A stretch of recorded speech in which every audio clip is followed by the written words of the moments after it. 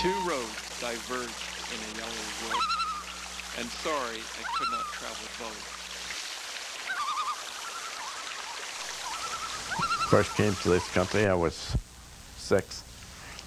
We didn't have a telephone for 3 or 4 years. 28 or 29 we got the telephone. And radios were, well, they're in their infancy. And finally the radios, got better and better. And then, of course, went from radio to television and private phones and all that sort of stuff. So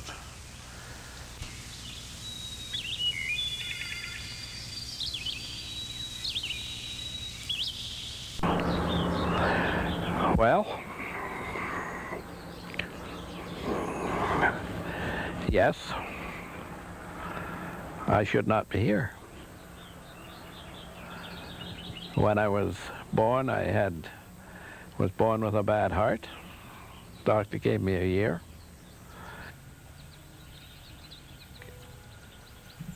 In 29 was a dry year.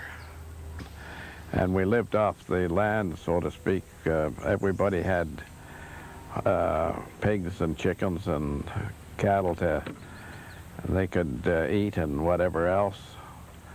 And you could always eat eggs. And they had big gardens. I always had a garden. When I was 11, I had appendicitis, and that was in 31. And it broke. I'm still here.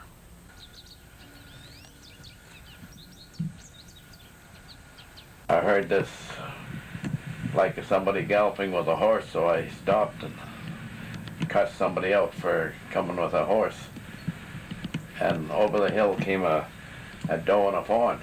I knocked the doe down and the fawn stayed there, so I pumped another one in and got the fawn.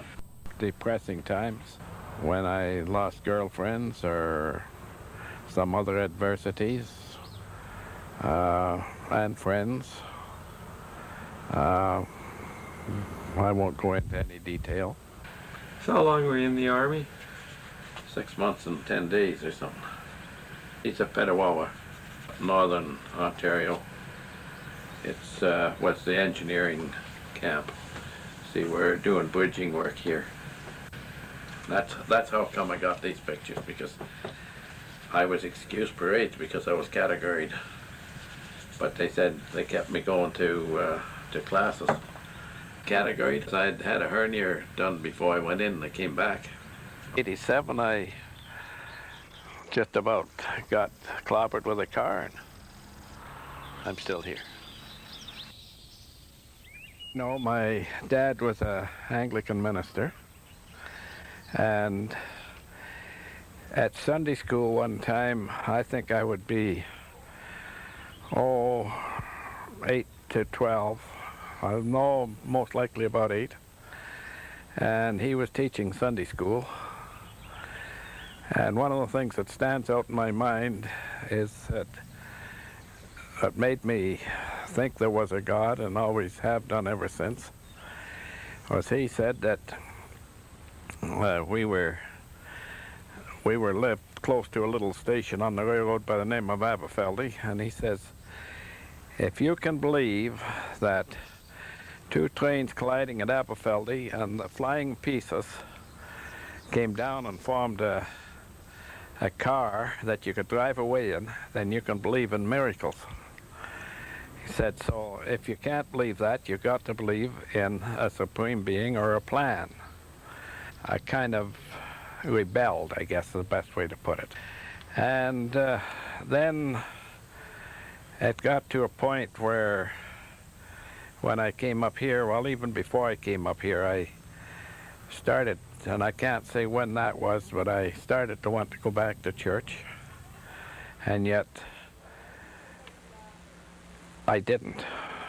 I have to thank Ernie next door here to me.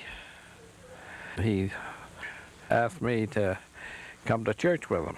Well, I always could find some excuse. Anyway, I finally decided that he was a good guy, and you know, he was honest about it. And so one day I decided that I better go. And I haven't missed too many services since. Up in this country, there took a little getting used to. It's quieter, except for the 2 months of June and July, and weekends on through the summer. It's, I would say, more at peace with the world. I'm not a city dweller by any means. I didn't really like the city. Well, I grew up in the country, and I liked the country, you know, the quiet. You know, out in the bush, out in the quiet with nature, yeah. I definitely found peace.